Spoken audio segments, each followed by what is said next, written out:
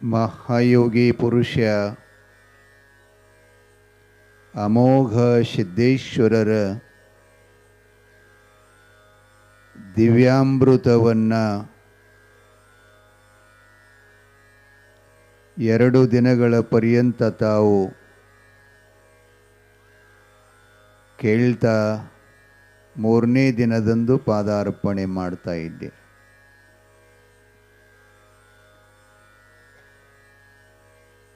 ಅಂಬ ಋಷಿ,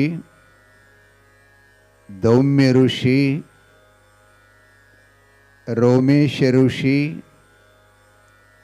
ಗಣ ಋಷಿ, ಅಡಕೇಶ್ವರ ಋಷಿ, ಹೀಗೆ 7 ಋಷಿ ಅವತಾರಗಳನ್ನು ಧಾರಣ ಮಾಡಿ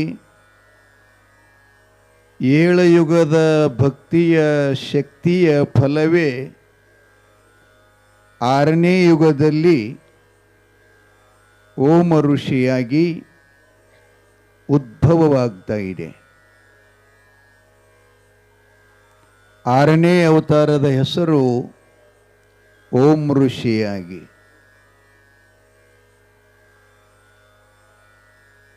ಆರನೇ ಅವತಾರದ ಓಂ ಋಷಿಯಲ್ಲಿ ಕೂಡ ಭಗವಂತನನ್ನು ಕುರಿತು ತಪಸ್ಸನ್ನು ಆಚರಣೆ ಮಾಡ್ತಾ ಇದ್ದಾರೆ.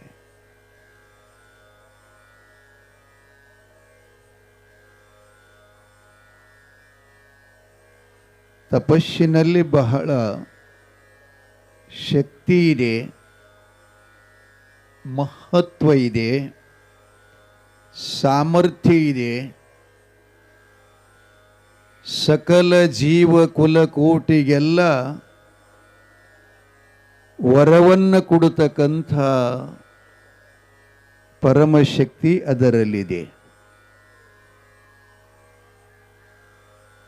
ನಿಷ್ಕಾಮ್ಯ ವೃತ್ತಿಯಾಗಿ ಓಂ ಋಷಿಗಳು ತಪಸ್ಸು ಮಾಡ್ತಾ ಇದ್ರು.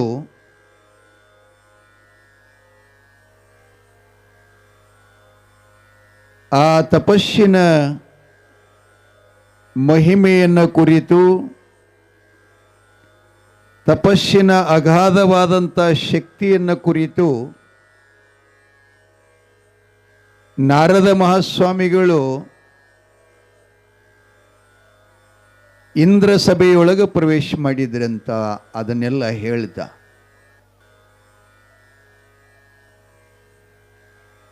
ಇಂದ್ರ ಮಹಾರಾಜನ ಆಸ್ಥಾನ ಅಮರಾವತಿ. ಅಮರಾವತಿ ಪಟ್ಟಣದ ಮಹಾರಾಜ ದೇವೇಂದ್ರನ ಸಭಾ ಮಂಟಪಕ್ಕೆ ನಾರದ ಮಹಾಸ್ವಾಮಿಗಳು ದಿವ್ಯಾಗಮನವನ್ನು ಮಾಡಿದ ಕ್ಷಣವೇ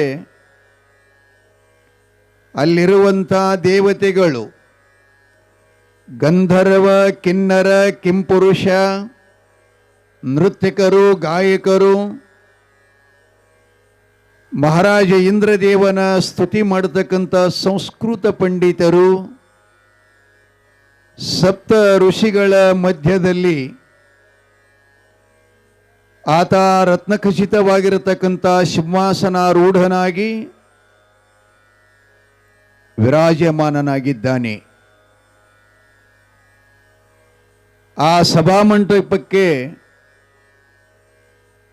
ನಾರದ ಮಹಾಸ್ವಾಮಿಗಳ ಆಗಮನ ಎಲ್ಲರಿಗೂ ಬಹಳ ಸಂತೋಷದ ಸಮಾರಂಭ.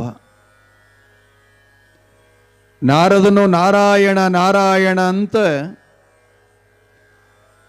ಶ್ರೀ ವಿಷ್ಣು ಭಗವಂತನ ಧ್ಯಾನ ಮಾಡುತ್ತಾ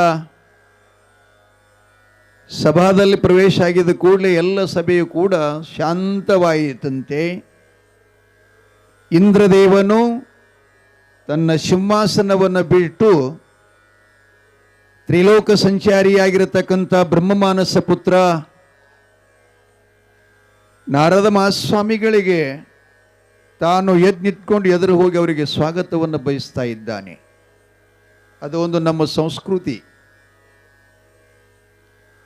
ಗುರುಗಳು, ಸಾಧುಗಳು, ಸತ್ಪುರುಷರು, ಋಷಿಗಳು, ಯೋಗಿಗಳು, ಮುನಿಗಳು, ತ್ಯಾಗಿಗಳು, ಆರೂಢ ಅವಧೂತರು ಯಾರ ಹೊರಟಿದ್ರು ಅಂತಂದ್ರೆ ನಾವು ಅವರನ್ನು ನೋಡ್ಕೋತ ಕೂಡಬಾರ್ದಂತ ಒಂದನೇದು.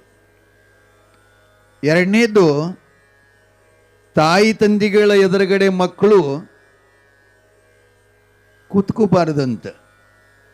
ಆ ಬಳಿಕ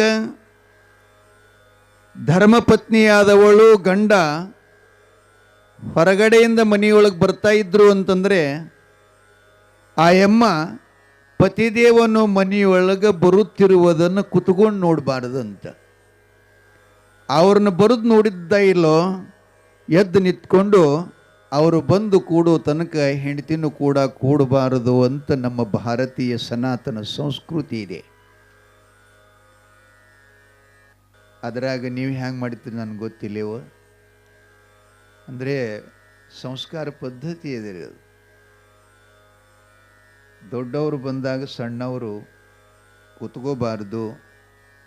ಮತ್ತು ತಾಯಿಂದರು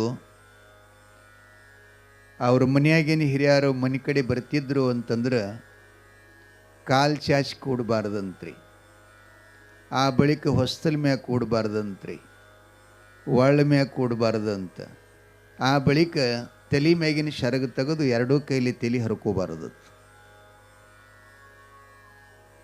ಇವೆಲ್ಲ ಸಂಸ್ಕಾರಗಳು. ಏನ ಬೆಳತನದೇನ್ರಿ ಶಾಲಿ ಕಾರ್ಯಕ್ರಮ? ಇನ್ನ 3 ಅವ್ರಿ ಮತ್ತು ಆಗಾನೇ ಚಾಲು ಮಾಡ್ತಿದ್ದೀವಿ. ಅವ್ರಿ ಎರಡೂ ಡಿಸ್ಟರ್ಬ್ ಆಗ್ತದಲ್ಲ. ನಮ್ಮದೇ ಸ್ವಲ್ಪ ಲೇಟ್ ಆಗಲ್ದಕ್ಕೆ ನಡೀತಿತ್ತದೆಲ್ಲ. ಅದು ಮಕ್ಕಳ ಕಾರ್ಯಕ್ರಮದ ಏನು ಮಾಡೋಕ್ಕಾಗಲ್ಲ. ಹೌದು, ಇಲ್ಲಿ ಇನ್ನೇನು ಮಾಡೋದು. ನಿನ್ನೆ ಅವರು ಒಂದು ವಚನ ಅಂದ್ರಲ್ಲ, ಸಂತೆಯಲ್ಲೊಂದು ಮನೆಯ ಮಾಡಿ ಶಬ್ದಕ್ಕೆ ನಾಚಿದೊಡೆಯಂತಯ್ಯ. ಎಲ್ಲ ಬೇಕೆ, ಸಾಂಸ್ಕೃತಿಕ, ಶೈಕ್ಷಣಿಕ, ಆಧ್ಯಾತ್ಮಿಕ, ಸಾಮಾಜಿಕ ಎಲ್ಲ ಕಾರ್ಯಕ್ರಮಗಳು ಬೇಕೆ. ನಾವು ಹೇಳಂಗೆ ಹೇಳೋನು. ಸ್ವಲ್ಪ ನಮ್ಮ ಕಿವಿಗೆ ಮತ್ತೊಂದು ಶಬ್ದ ಬೀಳಿಲ್ಲ ಅಂದ್ರೆ ಚೆನ್ನಾಗಿ ಹೇಳಕ್ಕೆ ಬರ್ತದೆ. ಬೇರೆ ಕಡೆದು ಏನರ ಡಿಸ್ಟರ್ಬ್ ಆಯಿತು ಅಂದ್ರೆ ಹೇಳಕ್ಕೆ ಮನಸ್ಸಾಗಲ್ಲ. ಆತ್ಮ ಅದು ತಿಳಿಯಾಗಿರೋದಿಲ್ಲ ಅಷ್ಟೇ, ಮತ್ತೇನಿಲ್ಲ. ಅದನ್ನೇನು ಬೇಡಾಗುದಲ್ಲ, ಅದನ್ನು ಬೇಕಾಗಿದ್ದೆ. ಏನು ಹೇಳಕತ್ತಿದ್ದೀನಿ? ಜಯ ಮಂಗಲಂ ಜೈ ನಮ. ನೀವು ಅನ್ನಬೇಡ್ರಿ, ಅವರಲ್ಲಿ ಸಾಂಬ ಜೈ ನಮ.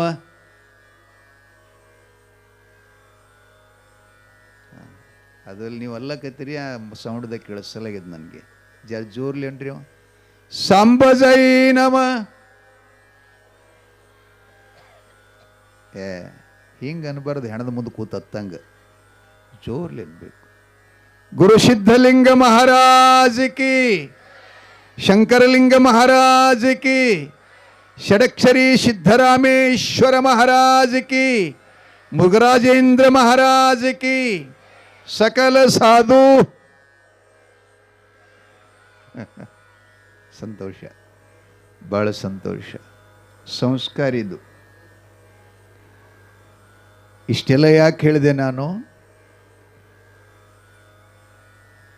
ಅಮರಾವತಿ ಪಟ್ಟಣದ ಮಹಾರಾಜ ಇಂದ್ರ ಸಭೆಗೆ ನಾರದ ಮಹಾಮುನಿಗಳ ಆಗಮನ ಸಮಯದಲ್ಲಿ ಇಂದ್ರದೇವ ಒಂದು ಕಡೆ ಸಂಗೀತ, ಒಂದು ಕಡೆ ನೃತ್ಯ, ಒಂದು ಕಡೆ ಗಾಯನ, ಅದನ್ನೆಲ್ಲ ನೋಡ್ಕೊಂತ ಬಹಳ ಸಂತೋಷದಲ್ಲಿ ಇರ್ತಿದ್ರು.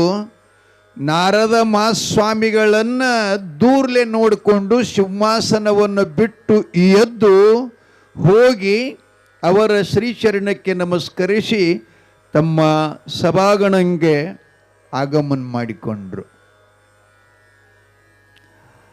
ಉಚ್ಛಾಸನವನ್ನು ಕೂಡಿಸಿ ಕರಜೋಡಿಸಿದಾಗ ಎಲ್ಲ ಸಭೆ ಶಾಂತ ಆಗಿತ್ತು. ನಾರದ ಸ್ವಾಮಿಗಳಿಗೆ ಇಂದ್ರದೇವ ಕೇಳ್ತಾ ಇದ್ದಾನೆ, ಮಹಾಪ್ರಭುಗಳು ನಾರದ ಗುರುಗಳೇ, ತಮ್ಮ ಆಗಮನ ನಮ್ಮ ಈ ರಾಜ್ಯಕ್ಕೆ, ಈ ಪಟ್ಟಣಕ್ಕೆ ಅತ್ಯಂತ ಶುಭಕರ, ಎಲ್ಲರಿಗೂ ಸಂತೋಷ ಸಂಭ್ರಮ. ಆದರೆ ತಾವು ಆವಲೋಕದಿಂದ ಈ ಕೈಲಾಸ ಗಮನಕ್ಕೆ ಅಮರಾವತಿ ಪಟ್ಟಣಕ್ಕೆ ದಯಮಾಡಿಸಿದಿರಿ ಅಂಥೇಳಿ ಅವರನ್ನು ಪ್ರಶ್ನೆ ಮಾಡ್ತಾ ಇದ್ದಾನೆ. ಹಸನ್ಮುಖಿಗಳಾಗಿ ಮುಖದಲ್ಲಿ ನಗೆಯನ್ನು ಬೀರುತ್ತಾ ನಾರದ ಮಹಾಸ್ವಾಮಿಗಳು ಇಂದ್ರದೇವನಿಗೆ ಹೇಳ್ತಾ ಇದ್ದಾರೆ, ಮಹಾರಾಜ್, ನಾನು ಅತಾಳ ಲೋಕದಿಂದ ಬಂದೆ. ಏನು ಆಶ್ಚರ್ಯ, ಪರಮಾಶ್ಚರ್ಯ ಅಪ್ಪ. ಇಡೀ ಬ್ರಹ್ಮಾಂಡವನ್ನು ಸುತ್ತುವಂಥವನು ನಾನು. ಆಯಾ ಲೋಕಗಳ ಆಗು ಹೋಗುವ ಭವಿಷ್ಯಗಳನ್ನು ಹೇಳ್ತಾ ಅದನ್ನು ನಿರೀಕ್ಷಣೆ ಮಾಡ್ತಾ ಬರ್ತಾ ಇದ್ದೆ. ಒಬ್ಬ ಮಹಾನ್ ಋಷಿ ಅದಾನ. ಅವ ಎಂಥ ತಪಸ್ವಿ ಅಂತಂದ್ರೆ ಈ ನನ್ನ ನಾಲಿಗೆಯಲ್ಲಿ ವರ್ಣನೆ ಮಾಡ್ಲಿಕ್ಕಾಗಲ್ಲ. ಅಂತಪ್ಪ ಅವನ ತಪಸ್ಸು, ಅವನ ಮುಖದ ತೇಜಸ್ಸು, ಅವನಲ್ಲಿರ್ತಕ್ಕಂಥ ಆ ಸಾಮರ್ಥ್ಯ ನೋಡಿ ನಾನು ಧನ್ಯನಾದೆ ಅಂತ ನಾರದ ಮಹಾಸ್ವಾಮಿಗಳು ಹೇಳ್ತಾ ಇದ್ದಾರೆ. ಇಂದ್ರನಿಗೆ ಒಂದಿಷ್ಟು ಸಂಕುಚಿತ ಮನಸ್ಸಾಯಿತು. ಸಂಕುಚಿತ ಅಂತಂದರೆ, ಈಗ ಇಂದ್ರ ಅಂತಂದ್ರೆ ಅವನು ಸಣ್ಣವೇನು, 33 ಕೋಟಿ ದೇವತೆಗಳ ಒಡೆಯ. ಅಂಥವನ ವರ್ಣನೆ, ಅವನ ಸ್ತುತಿ ನಾರದ ಮಾಡಲಾರ್ದನ್ನ ಒಬ್ಬ ತಪಸ್ಸು ಮಾಡತಕ್ಕಂಥ ಋಷಿ ವರ್ಣನ ಇಂದ್ರರಾಜನ ಮುಂದೆ ಹೇಳೋದು ಅಂತಂದ್ರೆ ಇದು ಎಷ್ಟು ಸಣ್ಣ ಮಾತು ಅಂತ ಅವನ ಮನಸ್ಸಿನಾಗ ಒಂದಿಷ್ಟು, ನಿಮ್ಮ ಭಾಷೆದಾಗ ಹೇಳಬೇಕಾಗಿತ್ತು ಅಂತಂದ್ರೆ ಅದು ಒಬ್ಬರದ್ದು ಇನ್ನೊಬ್ಬರ ಮುಂದೆ ಹೊಗಳಿದ್ರೆ ಏನು ಅನ್ನಿಸ್ತದ ರೀ?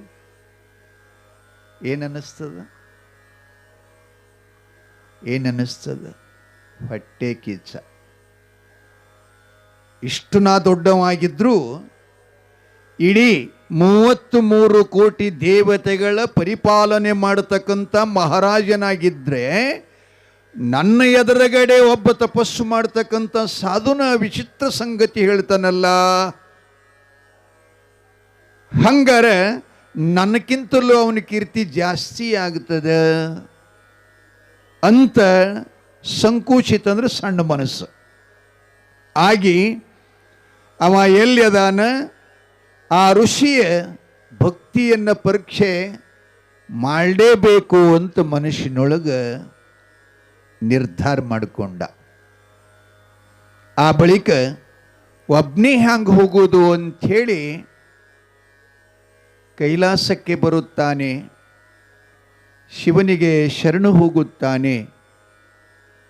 ವಿಶ್ವನಾಥ ಪರಮಾತ್ಮನಿಗೆ, ಮಹಾಪ್ರಭು, ಅತಾಳ ಲೋಕದಲ್ಲಿ ಒಬ್ಬ ಯಾವನೋ ಋಷಿ ತಪಸ್ಸು ಮಾಡ್ತಾ ಇದ್ದಾನಂತೆ. ಇಂದು ಎನ್ನ ಸಭಾಮಂದಿರಕ್ಕೆ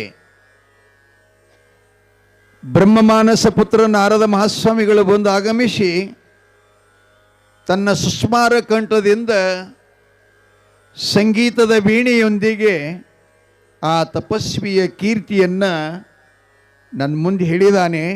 ಅದಕ್ಕೆ ಆ ಋಷಿಯ ತಪಸ್ಸವನ್ನು ನಾನು ನೋಡಬೇಕು. ಆ ಬಳಿಕ ಅವನು ನಿಜವಾಗಿಯೂ ತಪಸ್ವಿ ಅದಾನೋ ಇಲ್ಲ ಅಂತಕ್ಕಂಥದ್ದನ್ನು ನಾನು ಪರೀಕ್ಷಿಸಬೇಕು. ಅದಕ್ಕೆ ನೀವು ಕೂಡ ನನ್ನ ಜೊತೆಯಲ್ಲಿ ಬರಬೇಕು ಅಂಥೇಳಿ ಇಂದ್ರ ಮಹಾರಾಜ ಶಿವನಿಗೆ ಕೇಳುತ್ತಾನೆ. ಶಿವನು ನಸುನಕ್ಕು ಇಂದ್ರ ಮಹಾರಾಜನಿಗೆ ಹೇಳ್ತಾ ಇದ್ದಾನೆ, ಅಪ್ಪ ಇಂದ್ರದೇವನೇ, ಆ ಋಷಿ ಅಂದರೆ ಸಾಮಾನ್ಯನಲ್ಲಪ್ಪ. ಕಾರಣ 5-6 ಯುಗಗಳ ಪರ್ಯಂತರವಾಗಿ, ಒಂದು ಯುಗ ಅಲ್ಲ, ಅಭ್ಯಾಂಗತ ಯುಗ, ಅನಂತ ಯುಗ, ವಿಸ್ತಾರ ಯುಗ, ಮನರಣ್ಯ ಯುಗ, ವಿಶ್ವಾಸ ಯುಗ, ಎಲ್ಲ ಯುಗಗಳಲ್ಲಿ ಆತ ಮಾಡಿದಂಥ ಸೇವೆ ಬಹಳ ಅಮೋಘವಾದಂಥದ್ದಿದೆ. ಅದಕ್ಕಾಗಿ ಅಂಥ ನಿಷ್ಕಾಮ್ಯ ವೃತ್ತಿಯ ಋಷಿಯ ತಪಸ್ಸು ನೀನಷ್ಟೇ ಅಲ್ಲ, ಹರಿಹರಾದಿಗಳಿಗೆ ಸಹಿತ ಅದು ಅಸಾಧ್ಯವಾಗಿರ್ತಕ್ಕಂಥ ಮಾತು. ಅಲ್ಲಿಗೆ ಹೋಗಿ ಅವಮಾನ ಆಗಿ ಬರುವುದು ಒಳ್ಳೆಯದಲ್ಲ, ಬ್ಯಾಡಪ್ಪ ಅಂತ ಶಿವನು ಹೇಳುತ್ತಾನೆ. ಇಂದ್ರನಿಗೆ ಬಹಳ ಕೋಪ ಬಂತು. ಅಲ್ಲಪ್ಪ, ನಿನ್ನ ಕುರಿತು ತಪಸ್ಸು ಮಾಡ್ತಾನಂತ ಹೇಳಿ ತಿಳ್ಕೊಂಡು ನಿನ್ನ ಶಿಷ್ಯನಿಗೆ, ನಿನ್ನ ಭಕ್ತನಿಗೆ, ನಿನ್ನ ಅನುಯಾಯಿಗೆ ಏನಾದರೂ ಅಪಮಾನ ಆದಿತ್ತು ಅಂತ ಭಯನ? ಪುಣ್ಯಾತ್ಮ ಬರಲೇಬೇಕು ಅಂದಾಗ ಶಿವನು ಹೇಳ್ತಾನೆ, ನಿನ್ನ ಒತ್ತಾಯಕ್ಕೆ ಬರ್ತಾ ಇದ್ದೀನಿ ವಿನಃ ನನ್ನ ಮನಸ್ಸಾರೆ ಬರುವುದಿಲ್ಲ ಅಂತ ಹೇಳ್ತಾ ಇದ್ದಾನೆ. ಮನಸ್ಸಾರೆ ಬರುವುದಿಲ್ಲ. ಹಾಗಾಗಿ ಉಭಯರು, ಪರಮಾತ್ಮನು ದೇವೇಂದ್ರನು ಇರುವರು ಕೂಡಿಕೊಂಡು ತಪಸ್ಸು ಮಾಡತಕ್ಕಂಥ ಮಹರ್ಷಿಗಳ ಆಶ್ರಮಕ್ಕೆ ದಯಮಾಡಿಸ್ತಾ ಇದ್ದಾರೆ. ಇಂದ್ರರಲ್ಲಿ ಇಂದ್ರಜಾಲ ಮಹೇಂದ್ರಜಾಲ ಅಂತ ನೋಡ್ತಿರಲ್ಲ ನೀವು, ಸಿದ್ಧಿಗಳು. ಅವ ಏನು ಮಾಡ್ತಾನೆ, ಇಂದ್ರ ತನ್ನ ನಿಜ ರೂಪವನ್ನು ಬದಲಾಯಿಸಿ ತ್ಯಜಿಸಿ ಅದು ಬದಲು ಮಾಡಿ ಅವ ಏನಾಗುತ್ತಾನಂದ್ರೆ ಗಿಡಗ ಪಕ್ಷಿ ಆಗುತ್ತಾನೆ. ಗಿಡಗ ಪಕ್ಷಿ ಗುರುತಾಗ್ತದಿಲ್ಲ ನಾ ಆಕಾಶದಾಗದು ಪಂಕ ಹಿಂಗೆ ಮಾಡ್ಕೋತ ಒಂದೇ ಜಾಗದಾಗ ನಿಂದಿರ್ತೈತೆ. ಕೆಳಗಿರ್ತಕ್ಕಂಥ ಹಾವು ಆ ಬಳಿಕೆ ಇಲೆ ಮೊಲಗಳನ್ನು ಹೊಡೆಯೋ ಸಲುವಾಗಿ ಗುರಿ ಇಡ್ತದೆ ನೋಡ್ರಿ. ಅವ ಗಿಡಗ ಆದ. ಶಿವ ಏನು ಮಾಡ್ತಾನೆ, ತನ್ನ ಅವತಾರ ಕೂಡ ಬದಲಾಯಿಸಿ ಅವರು ಹಂಸ ಪಕ್ಷಿ ಆಗುತ್ತಾನೆ. ಆ ಹಂಸ ಪಕ್ಷಿಗೆ ಗಿಡಗ ರೂಪದಲ್ಲಿರ್ತಕ್ಕಂಥ ಇಂದ್ರ ಬೆನ್ನಟ್ಟಿ ಬಂದು ಆ ಪಕ್ಷಿಯನ್ನು ತಿನ್ಬೇಕಂತ ಬೆನ್ನತ್ತಿದ್ದಾನೆ. ಅವಾಗ ಹಂಸ ಪಕ್ಷಿ ಏನು ಮಾಡ್ತೋ, ಆ ಗಿಡಗವನ್ನು ತಪ್ಪಿಸಿಕೊಂಡು ತಪಸ್ಸು ಮಾಡತಕ್ಕಂಥ ಋಷಿಗಳ ತೊಡೆ ಮೇಲೆ ಬಂದು ತನ್ನೆರಡೂ ಪಂಕಗಳನ್ನು ತಡಪಡಿಸುತ್ತಾ ಬಂದು ನನ್ನನ್ನು ಕಾಪಾಡಿ ಕಾಪಾಡಿ ಕಾಪಾಡಿ ಅಂತ ಧ್ವನಿಯಿಂದ ಕುತ್ತಿಗೆ ಕಿರಿಸಿಕೊಳ್ತಾ ಇದೆ. ಕುತ್ತಿಗೆ ಕಿರಿಸಿಕೊಳ್ತಾ ಇದೆ, ಹಲ್ಲಬ್ತಾ ಇದೆ, ಒದರ್ತಾ ಇದೆ ನಿಮ್ಮ ಭಾಷೆದಾಗ. ಋಷಿ ವೃತ್ತಿಯಿಂದ ಹೊರಗಡೆ ಬಂದ. ವೃತ್ತಿ ಉದ್ಧಾರ ಆಯಿತು. ಕಣ್ಬಿಟ್ಟು ನೋಡಿದ ಪಕ್ಷಿ ಅವನ ತೊಡಿ ಮೇಲೆ ಬಿದ್ದು ಎರಡೂ ಕಣ್ಣಾಗಿನ ನೀರು ಧಾರಾಕಾರವಾಗಿ ಸುರ್ಲಿಕ್ಕೆ ಎತ್ತಿದೆ. ಕೈಯಾಗಿ ಎತ್ಕೊಂಡ ಪಕ್ಷಿನ ಪ್ರೀತಿಸಿ ತಲೆ ಮ್ಯಾಗ ಕೈ ಆಡಿಸಿ ಕೇಳ್ತಾನೆ, ಯಾಕೆ ಹೇಳಾಕತ್ತಿ, ನಿನಗೆ ತ್ರಾಸಿದೆ, ಸಂಕಟ ಇದೆ, ಎದ್ರ ಭಯ ನಿನಗೆ ಅಂತಂದಾಗ ಹಂಸ ಪಕ್ಷಿ ಹೇಳ್ತಂತ, ಅಲ್ಲಿ ನೋಡಿ ಋಷಿಗಳೇ, ಆ ಗಿಡಗೇನದನ್ನಲ್ಲ, ನನ್ನ ತಿನ್ನಬೇಕು, ನನ್ನ ಪ್ರಾಣ ಹಿರಿಬೇಕಂತ, ನನ್ನ ರಕ್ತ ಹಿರಿಬೇಕಂತ ನಾನು ಬೆನ್ನಟ್ಟಿದ್ದಾನೆ. ನಾನು ಪ್ರಾಣ ರಕ್ಷಣೆಗಾಗಿ ನಿಮ್ಮ ಸನ್ನಿಧಾನವನ್ನು ಸೇರಿದ್ದೇನೆ, ನನಗೆ ದಯೆ ತೋರಿ ಸ್ವಾಮಿ ಅಂತ ಆ ಹಂಸ ಪಕ್ಷಿ ಕೇಳ್ತಾ ಇದೆ.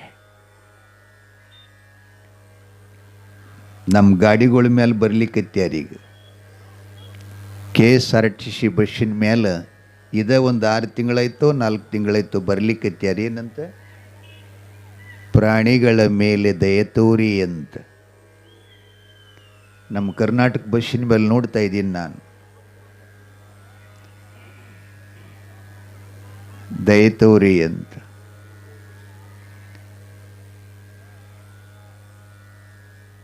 ಯಾಕಪ್ಪ ನೀ ಯಾಕೆ ನಿಂತ್ಕೊಂಡು, ಏನು ಬೇಕು ನಿನಗೆ? ಹಾಂ,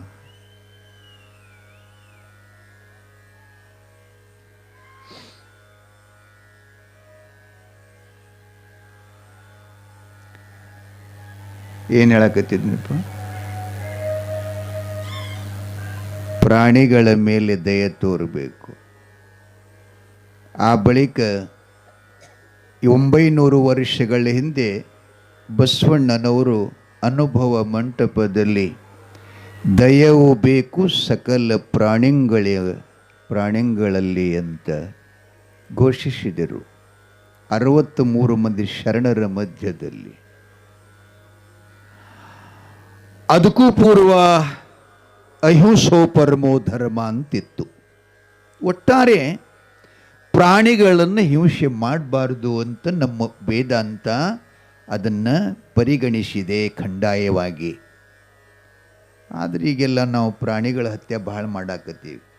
ದೇವ್ರ ಹೆಸರು ಹೇಳಿ ಆ ದೇವ್ರ ಕುರಿ ಬೇಡ್ತಾನೆ, ಈ ದೇವ್ರ ಕ್ವಾಣ ಬೇಡ್ತಾನೆ, ಹಂಗೆ ಹಿಂಗೆ ಅನ್ಕೋತು ನಮ್ಮ ಅನುಕೂಲ ಬಂದಂಗೆ ಮಾಡಾಕತ್ತೀವಿ. ಏನು ಮಾಡೋದು? ನಾವು ಮೊನ್ನೆ ಇಲ್ಲಿ ಗಾಣಗಾಪುರಕ್ಕೆ ಹೋಗಿದ್ದೇವ್ರಿ. ಚಂದ್ರಗ್ರಹಣ ಇತ್ತಲ್ಲಪ್ಪ, ಹುಣ್ಣಿಮೆ ದಿವಸ ಒಬ್ರು ಅಪ್ಗಳು ಬಂದು ನನ್ನ ಕರ್ಕೊಂಡು ಹೋದ್ರು, ನಡ್ರಿ ನದಿ ಸ್ನಾನಕ್ಕೆ ಹೋಗೋಣ ಅಂಥೇಳಿ. ಅವರು ಭಾಳ ಒತ್ತಾಯ ಮಾಡಿ ತಗೊಂಡು ಹೋದರು. ಶ್ರೀ ಗುರು ದತ್ತಾತ್ರೇಯ ಸ್ವಾಮಿಯ ಅಮರಜ ಭೀಮಾ ಸಂಗಮದ ಅದು ಅಶ್ವತ್ಥವ ವೃಕ್ಷದ ನದಿಯಲ್ಲಿ ಇಳ್ಕೊಂಡೆವು. ಕುತ್ತಿಗೆ ಮಠ ನೀರಿನೊಳಗೆ ಹೋಗಿ ಅಲ್ಲಿ ಜಪ ಮಾಡಬೇಕಂಥೇಳಿ ಕೆಲವೊಬ್ಬರು ಸಂಕಲ್ಪ ಇರ್ತದೆ. ಒಬ್ಬರು ತಿಳಿನ ಮಂತ್ರ ಸಾಧನ ಮಾಡೋರು ಇರ್ತಾರೆ, ಹಾವಿನ ಮಂತ್ರ ಸಾಧನ ಮಾಡೋರು ಇರ್ತಾರೆ. ಇನ್ನು ಯಾವುದರ ದನಗಳಿಗೆ ಪ್ರಾಣಿಗಳಿಗೆ ಸ್ವಲ್ಪ ಆರಾಮಿಲ್ಲ ಅಂತಂದ್ರೆ ಆ ಮಂತ್ರಗಳನ್ನು ಹಾಕಿದರೆ ಅವಕ್ರೆಲ್ಲ ಆರಾಮಾಗ್ತದಂತ ಕೆಲವೆಲ್ಲ ಮಂತ್ರಸಿದ್ಧಿಗಳದಾವ್ರಿ. ಅವೇನು ನನಗೆ ಬರೋಂಗಿಲ್ಲ, ನನಗೆ ಬರೋದು ಒಂದೇ ಪರಮಾತ್ಮ ನಾಮಸ್ಮರಣೆ. ಅವ್ರೇನೇನು ಮಾಡಿದ್ರೆ ಗೊತ್ತಾಗಲಿಲ್ಲ, ನಾನು ಮಾತ್ರ ಈ ಶಿವನ ಮಂತ್ರ ಜಪ ಮಾಡ್ಕೋತಿದ್ದೆ. ನಮ್ಮ ಮುಂದೆ ಒಬ್ಬ, ಅದು ನೀರಾಗಿ ತೇಲ್ತದಲ್ಲ ಬೆಂಡ, ಅದನ್ನು ಹಾಕಿ ಅದ್ರ ಮ್ಯಾಲೆ ಕುತ್ಕೊಂಡು ನಾವು ಕಣ್ಣು ಮುಚ್ಚಿಕೊಂಡು ಚಂದ್ರನ ಕಡೆ ಮುಖ ಮಾಡಿ ಜಪ ಮಾಡ್ತಿದ್ದೇವೆ ಮಾಲಿ ಹಿಡ್ಕೊಂಡು. ಅವ ನಮ್ಮ ಮುಂದೆ ಹಿಂಗೆ ಜಾಳಿಗೆ ಹೋಗ್ಯಾವ. ಎದರ್ದ್ರಿ ಅದು ಮೇಣ ಹಿಡಿಯು ಜಾಳಿಗೆ ಹಿಂಗೆ ಒಗಿತಿದ್ದ, ಜಾಳಿಗೆ ಸೆಳ್ಕೋತಿದ್ದ. ಖಾಲೆ ಬತ್ತು ಅಂದ್ರೆ ಮೋತಿ ಕಿಂಸಿದ್ದ, ಒಂದು ಮೇಣ ಸಿಕ್ತು ಅಂದ್ರೆ ನಗುತ್ತಿದ್ದ. ನಾವಲ್ಲಿ ಜಪ ಮಾಡಾಕತ್ತೀವಿ, ಇಲ್ಲಿ ಭಗವಚಿಂತನ, ಅಲ್ಲಿ ಹಿಂಸ. ಹೆಂಗೆ ಮಾಡೋದಪ್ಪ? ನಾವೇನು ಜಪನ ಮಾಡಿಬಿಟ್ಟು ಹೋಗ್ಬೇಕಂತಂದೀವು. ಏನು ಮಾಡೋದು? ನಮ್ಮ ಕಣ್ಣಾರೆ ಮೇಣ ವಿಲಿ ವಿಲಿ ಒದ್ದಾಡ್ತಾ ಇತ್ತು. ಹಿಂಗೆ ಪ್ರಸಂಗ ಅಕ್ಕಮದಿಗೊಂದು ಸಲ ಬಂತು. ಉಡತಡಿಯಿಂದ ಬಸವ ಕಲ್ಯಾಣಕ್ಕೆ ಬರುವ ಸಮಯದಲ್ಲಿ ನದಿ ದಂಡಿ ಮ್ಯಾಗೊಬ್ಬ ಗಾಣ ಹಿಡ್ಕೊಂಡು ಮೇಣ ಹೊಡಿತಿದ್ದಂತ. ಗಾಣಕ್ಕಿಷ್ಟು ಹಿಟ್ಟು ಹಾಕಿ ನೀರಾಗಿ ಬಿಡ್ತಿದ್ದ. ಮೀಣಿಗೆ ಗುರುತಿಲ್ಲ ಆ ಹಿಟ್ಟು ತಿಂದ್ರೆ ನಾ ಗಾಣಕ್ಕೆ ಸಿಕ್ಕೋತೀನಿ ಅಂತಕ್ಕಂಥದ್ದು. ಲಕ್ಷದಾಗಿರಲಿ, ಯಮರಾಜನು ಕೂಡ ನಮಗೆ ಗಂಟಲಕ್ಕೆ ಗಾಣ ಹಾಕಿನ ಪ್ರಪಂಚದ ಮೋಹ ಅಂತಕ್ಕಂಥದ್ದು ಅದರಾಗ ಸಿಕ್ಕಾಕೊಂಡವ ಹ್ಯಾಂಗ ನಮ್ಮನ್ನು ಹೋಯ್ತನ ಗೊತ್ತಾಗುವುದಿಲ್ಲ. ಭಾಳ ನಮಗೆ ಸಂತೋಷ ಅನಿಸದ. ಮೇಣಿಗೆ ಹ್ಯಾಂಗ ಹಿಟ್ಟಿನ ಅದು ಉಂಡಿ ನೋಡಿ ಹ್ಯಾಂಗ ಸಂತೋಷ ಆಗ್ಯದ. ಇದೆಲ್ಲ ಭೋಗ ನೋಡಿ ನಮಗೆ ಸಂತೋಷ ಆಗ್ಯದ. ಭೋಗ ಬಂಧನ ಮಾಡುತ್ತದ ನಮ್ಮನ್ನ. ಪುನರಪಿ ಜನನಂ ಪುನರಪಿ ಮರಣಂ ಮಾಡ್ತದ. ಹಂಗೆ ಮಹಾದೇವಿ ಹೋಗ್ತಾ ಇದ್ಲು. ಜಾಲಗಾರನೊಬ್ಬ ಮೇಣಿನ ಹೊಡಿತಿದ್ನಲ್ಲ, ಮೇಣು ಸಿಕ್ಕಾಗ ಸಂತೋಷ ಪಡ್ತಿದ್ದ. ಆ ಪಡುವ ಸಮಯದಲ್ಲಿ ಒಬ್ಬನು ಯಾವನೋ ಹುಡ್ಕೋತ ಕಲ್ಪಿಕ ಬಂದು, ಏಪ್ಪ ಜಾಲ್ಗಾರ, ನಿಮ್ಮ ಮನ್ಯಾಗ ನಿನ್ನ ಮಗ ಸತ್ತಿದ್ದಾನೆ, ನೀ ಮೇಣ ಹೊಡ್ಯಾಕತ್ತಿ ಅಂತ ಹೇಳಿಬಿಟ್ಟ. ಈ ಶಬ್ದ ಕೇಳಿದಾಕ್ಷಣ ಮೇಣ್ಗಾರ ಬಲಿ ಕೈಯಾಗಿಂದು ಒಗದ ಹೊಳಿ ದಂಡಿ ಮ್ಯಾಗ ನಿತ್ತು ಒಂದು ಸೌಂಡ್ ಬಡ್ಕೊಳಕತ್ತ. ಇದಕ್ಕೆ ನಿನ್ನ ನಗಬೇಕ ಎನ್ನಳಬೇಕ. ಮೇಣ ಹೊಡ್ಯಾಗ ಅವನಿಗೆ ಕರುಣೆ ಇಲ್ಲ, ದುಃಖ ಆಗ್ಯದ ಏನು ಅವನಿಗೆ? ಹಾಗಿಲ್ಲ. ಮಗ ಸತ್ತನಂದ್ರೆ ಅಲ್ಲಿ ಪ್ರಾಣ ಇದೆ, ಇಲ್ಲಿ ಪ್ರಾಣ ಇದೆ. ಈ ಪ್ರಾಣ ಹೊಡೆಯುವಾಗ ಅವನಿಗೆ ದುಃಖ ಇಲ್ಲ, ಭಯ ಇಲ್ಲ, ಚಿಂತೆ ಇಲ್ಲ, ಸಂತೋಷದ. ತನ್ನದು ಅನ್ನುವಂಥದ್ದೇನದಲ್ಲ, ಅಲ್ಲಿ ದುಃಖದ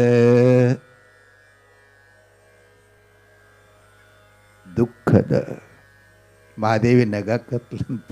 ಏನು ಆಶ್ಚರ್ಯ! ಚೆನ್ನಮಲ್ಲಿಕಾರ್ಜುನ ಲಕ್ಷದಾಗಿಲ್ರಿ. ನಾ ಎಲ್ಲಿಗೆ ವಿಷಯ ಬಿಟ್ಟಿದ್ದೀನಿ ಇದನ್ನ ಯಾಕೆ ಕೇಳಕತ್ತೀನಿ ಮತ್ತು ಅಲ್ಲಿಗೆ ಬರ್ತೀನಿ ರೀ. ಸಿಂದಗಿ ಆಲ್ಮೇಲಿಂದ ಬಸ್ ಮತ್ತೆ ಬಂದು ಎಲ್ಲಿಗೆ ಹೋಗ್ತದ್ರಿ? ಅಲ್ಲಿಗೆ ಹೋಗ್ಬೇಕಲ್ಲ. ಈಗ ಇಲ್ಲಿಗೆ ಬಂದಿರಿ ನೀವೆಲ್ಲ, ಹೊಳ್ಳಿ ಎಲ್ಲಿಗೆ ಹೋಗ್ತೀರಿ?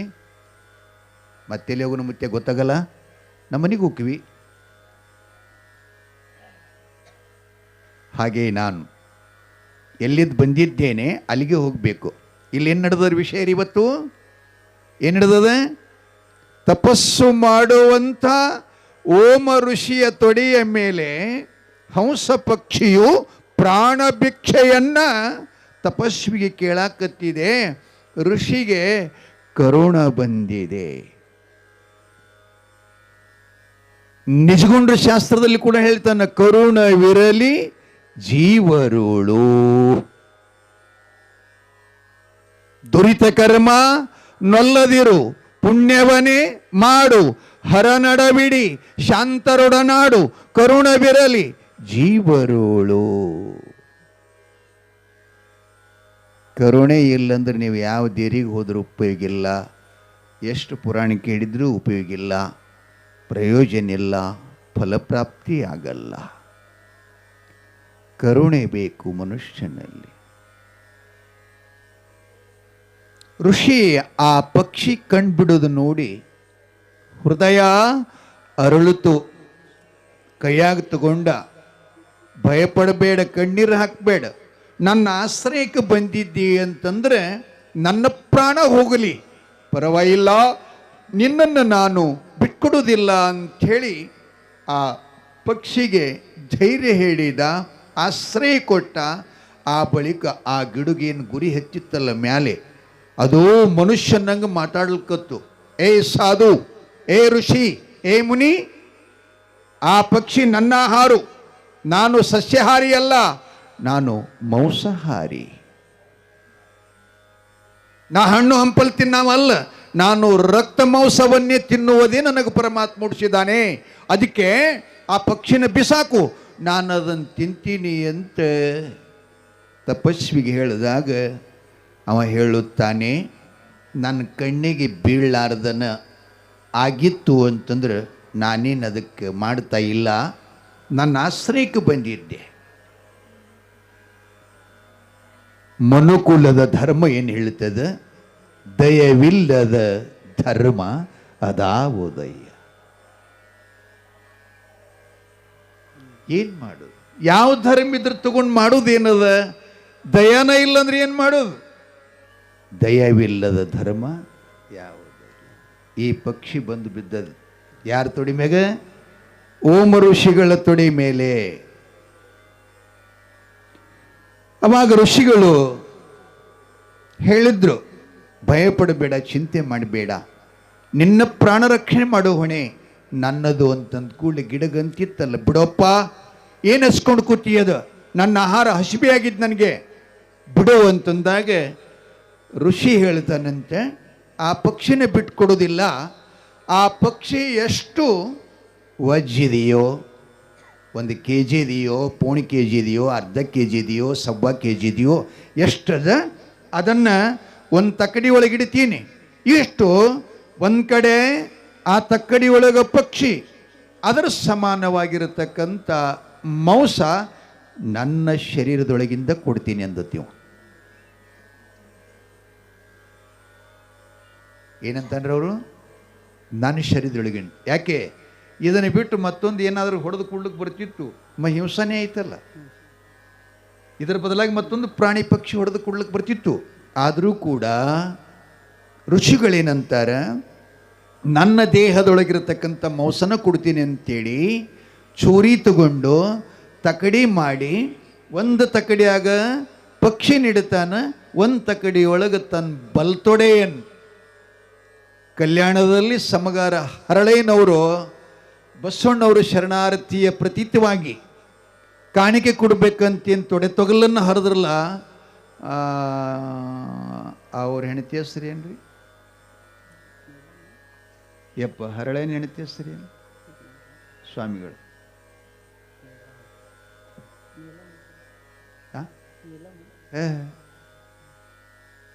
ಸಿದ್ದಯ್ಯ ಮುತ್ತೆ ಕಲ್ತಾ ಹೊಡ್ಕೋತೀನಿ ಹೆಣಿಗೆ. 10 ವರ್ಷ ಐತೆ ನನ್ನ ಜೋಡಿ ಅದಾರ ಕೇಳ್ತಾರೆ ಯಾವತ್ತು ಕಲ್ಯಾಣಮ್ಮ ಕಲ್ಯಾಣ ಹರಳಯ್ಯನವರ ಧರ್ಮಪತ್ನಿ ಮಹಾಸಾಧ್ವಿ ಕಲ್ಯಾಣಮ್ಮ. ಆಕಿನ ಎಡದೊಡೆ ತೊಗಲ್ಲ, ಇವ್ರದ್ದು ಬಲದೊಡೆ ತೊಗಲ್ಲ. ಇವ್ ಋಷಿ ಏನು ಮಾಡಕತ್ಯಾನ, ತೊಗಲ ಹರಿಯುವುದಲ್ಲದನ ಎಲುವಿನ ಸುತ್ತಮುತ್ತಲೆಲ್ಲ ಅಂಟಿಸಿದಂಥ ಮಾಂಸ ಕೊರದು ತಕಡ್ಯಾಗಿ ಹಿಡಿತಿದ್ದ. ಆ ಹಂಸ ಪಕ್ಷಿ ಎಷ್ಟು ಮುದ್ದಿ ಆಯಿತಂದ್ರೆ ಹಿಂಗೆ ತಕಡಿ ಹಿಡಿದು ಎತ್ತಾವ, ಪಕ್ಷಿನ ಭಾರ ಆಗ್ತಿತ್ತು, ಮಾಂಸ ಹಗುರಾಗ್ತಾ ಇತ್ತು. ಹೀಗೆ ಬಲಗಾಲಾಗಿನ ಖಂಡ ಹೋತು, ಎಡಗಾಳಾಗಿನ ಮಾಂಸ ಹೋತು. ಇವೆರಡೂ ತೋಳುಗಳನ್ನು ಸಿಳ್ಕೊಂಡು ಇದರಲ್ಲಿ ಇರ್ತಕ್ಕಂಥ ಎಲ್ಲ ಮಾಂಸನ್ನು ಹಾಕಿದ, ಒಳಗೆಲ್ಲ ಇರ್ತಕ್ಕಂಥ ಮಾಂಸ ಹಾಕದ. ಆದರೂ ಹಂಸ ಪಕ್ಷಿನ ವಜ್ಜೆ ಆಗ್ತಿತ್ತು, ಇದು ಮಾಂಸ ಹಗರ ಆಗ್ತಿತ್ತು. ಪರೀಕ್ಷೆ, ಭಕ್ತಿಯ ಪರೀಕ್ಷೆ, ಋಷಿಯ ತಪಸ್ಸಿನ ಪರೀಕ್ಷೆ ಮಾಡಲು ಬಂದ ಇಂದ್ರ ಮಹಾದೇವರು ಅವ್ರ ಕೈಯೊಳಗೆ ಪಾಸ್ ಆಗಬೇಕಲ್ರಿ. ಹಾಗಾಗಿ ಸಮಾನ ಆಗಲಿಲ್ಲ. ಕೊನೆಗೆ ಋಷಿ ಹೇಳ್ತಾನ, ಹೇ ಗಿಡಗ, ನೋಡಪ್ಪ, ನನ್ನ ಶರೀರದೊಳಗಿರತಕ್ಕಂಥ ಎಲ್ಲ ಮಾಂಸನ ಕೊರೆದು ಇಟ್ಟಿದ್ನಿ, ಸಮಾನ ಆಗಲಿಲ್ಲ. ಅದಕ್ಕೆ ನನ್ನ ದೇಹನ ಇದೇನು ಪಂಚ ಮಹಾಭೂತದ 25 ತತ್ವಗಳ 216 ಸಕಲಂಗಳ ಉಳ್ಳ 72,000 ಕೋಟಿ ನಾಡಿಗಳಿರ್ತಕ್ಕಂಥ ದೇಹ ಈ ತಕಡಿಯಾಗಿಡ್ತೀನಿ, ಅದನ್ನು ಸ್ವೀಕಾರ ಮಾಡು ಅಂತ ಹೇಳ್ತಾರೆ. ಎದಕ್ಕಾಗಿರಿ? ಎದಕ್ಕಾಗಿಪ್ಪ? ಒಂದು ಪಕ್ಷಿಗಾಗಿ ನಾವು ಎಷ್ಟು ಹಿಂಸೆ ಮಾಡಿದೆವು ನಾವೇ ಲೆಕ್ಕ ಮಾಡ್ಕೋಬೇಕು. ಮಾತಿನಿಂದ ಕೃತಿಯಿಂದ ಬಹಳ ಮಾಡೀವಿ ನಾವು. ಋಷಿ ಆ ಪಕ್ಷಿಗೆ ಅವನಿಗೇನು ಸಂಬಂಧ ಹೇಳಿ, ಆದರೆ ಧರ್ಮ ತತ್ವವನ್ನು ಪರಿಪಾಲನೆ ಮಾಡೋದು. ಪಕ್ಷಿಯ ಬದಲಾಗಿ ತನ್ನ ದೇಹನ ತಕಡಿ ಒಳಗಿಡ್ತಾ ಇದ್ದಾನ. ತಕಡಿ ಎರಡು ಸಮಾನಾತು. ಅವಾಗ ಇಂದ್ರನಾದ, ಹಂಸ ಪಕ್ಷಿ ಪರಶಿವನಾದ. ಭಲೆ ಭಲೆ ಓ ಮರುಷಿಯೇ, ನಿನ್ನ ಭಕ್ತಿಗೆ ನಾವು ಮೆಚ್ಚಿದ್ದೇವೆ. ಇಂದ್ರನಿಗೆ ಮಹಾದೇವ ಹೇಳ್ತಾನೆ, ದೇವೇಂದ್ರ ನೋಡಿದೀಯಾ, ನಾನು ಎಷ್ಟು ಹೇಳಿದ್ರು ಕೂಡ ನನ್ನ ಮಾತಿಗೆ ಬೆಲೆ ಕೊಡ್ತಾ ಇಲ್ಲ, ಹಠ ಮಾಡಿಕೊಂಡು ಕರ್ಕೊಂಡು ಬಂದು ಏನು ಸುರುಕೊಂಡೆ ಅಂತ ಕೇಳ್ತಾನೆ. ಏನು ಸುರುಕೊಂಡೆ? ಆವಾಗಲೇ ಇಂದ್ರ ಹೇಳ್ತಾನ, ಭಗವಂತನೇ, ನಿನ್ನ ಭಕ್ತರು ಈ ರೀತಿಯಾಗಿ ಅದಾರಂತಕ್ಕಂಥದ್ದು ಜಗತ್ತಿನೊಳಗೆ ಬೆಳಕಾಗಲಿ ಅಂತ ಮಾಡಿದೆ ವಿನಃ ಅಪಮಾನ ಮಾಡಲಿಕ್ಕಲ್ಲ. ಅದಕ್ಕೆ ನಾನು ನೀನು ಕೂಡಿಕೊಂಡು ಈ ಋಷಿಯ ಸಂಕಲ್ಪ, ಅವ ಯಾವುದಕ್ಕಾಗಿ ತಪಸ್ಸು ಮಾಡ್ಲಕತ್ತಿದ್ದಾನ ಅದನ್ನು ಕೇಳೋಣ, ಅವ ಬೇಡಿದ್ದು ಕೊಡೋಣ ಅಂಥೇಳಿ ಇಂದ್ರ ಹೇಳಿದಾಗ ಶಿವನು ಆ ಓಂ ಋಷಿಗೆ ಅಂತಾನೆ, ಅಪ್ಪ ಮಗ, ಇಷ್ಟು ದಿನಗಳ ಕಾಲ ನೀನು ತಪಸ್ಸು ಮಾಡುವ ಕಾರಣ ಏನು? ನಿನಗೇನು ಬೇಕು ಹೇಳು, ವರಗಳನ್ನು ಕೊಡ್ತೀನಿ ಅಂತಂದಾಗ ಇವ ಬೇಡಬೇಕಲ್ರಿ, ಅವಾಗ ಬೇಡಬೇಕಲ್ಲ. ಅವ ಹೇಳ್ತಾನ, ಬೇಡವ ಬಿಕಾರಿ, ಸಾಕನವ ಸೌಕಾರಿ. ಅಪ್ಪ ನಿಜಗೊಂಡ್ರು ಮಾತನೋದ, ಬೇಡುವೆನ ಭವ ಮಾಡ್ಯನಗೊಲಿದು ಸುಗುಣ ಸಂತತಿ. ಏನು ದೇವಾದಿದೇವನೇ, ನನಗೇನು ಕೊಡ್ತೀಯಪ್ಪ? ಏನೂ ಬೇಡ, ಈ ದೇಹ ಕೊಟ್ಟಿದೆ, ಪರೋಪಕಾರ ಪುಣ್ಯ. ಪ್ರಾಣ ಸಂಕಟದಲ್ಲಿರುವಂಥ ಪಕ್ಷಿನ ಪ್ರಾಣದಾನ ಮಾಡುವಂಥ ಆಶೀರ್ವಾದ ಮಾಡಿದೆಯಲ್ಲ, ಇದಕ್ಕೆ ದೊಡ್ಡ ಗುಣ ಜಗತ್ತಿನಾಗ ಏನದ? ಈ ಜಗತ್ತಿನ ಕಾಣೋದೆಲ್ಲ ನಶ್ವರದ, ಶಾಶ್ವತ ಇಲ್ಲ. ಅದಕ್ಕೆ ಏನು ಶಾಶ್ವತ ಅಂತಂದ್ರೆ, ನಾನು ಜಪ ತಪ ಯೋಗ ಧ್ಯಾನ ಅನುಷ್ಠಾನ ಮಾಡುವ ಸಮಯದಲ್ಲಿ ಏನಾದರೂ ಸ್ವಲ್ಪ ಹೆಚ್ಚು ಕಡಿಮೆ ಆಗಿತ್ತಂತಂದ್ರೆ, ನೀವಿಬ್ಬರು ಈಗ ಹೆಂಗೆ ಬಂದಿರಿ ನೋಡಿ ಪರೀಕ್ಷೆ ಮಾಡ್ಲಿಕ್ಕೆ, ಹಿಂಗೆ ಸದಾ ಪರೀಕ್ಷೆ ಮಾಡೋಕ್ಕೆ ನೀವು ಸಿದ್ಧರಾಗಿರಬೇಕು. ನಾ ತಪಸ್ಸು ಮಾಡ್ಲಿಕ್ಕೆ ಸಿದ್ಧನಾಗ್ತೀನಿ, ಇದೇ ವರ ಕೊಡುವಂತ ಬೇಡದಂತ. ಇದನ್ನೇ ಕೊಡು ಅಂತ ಬೇಡದಂತ ತಾಯಿ ತಂದಿಗಳೇ. ಹಿಂಗೆ ಯಾರಿಗೆ ಬೇಡಕ್ಕಾಗಲ್ಲ. 6ನೇ ಅವತಾರದಲ್ಲಿ ಇಂದ್ರದೇವ ಮತ್ತು ಮಹಾದೇವರ ಪರೀಕ್ಷೆಯೊಳಗೆ ಪಾಸಾಗಿ ಋಷಿಯು ಮತ್ತೆ ಭಗವಂತನ ತಪಸ್ಸಿನೋಳು ತಲ್ಲೀನಾಗ್ತಾ ಇದ್ದಾನೆ ಎನ್ನುವಂಥ ಮಾತನ್ನು ಹೇಳ್ತಾ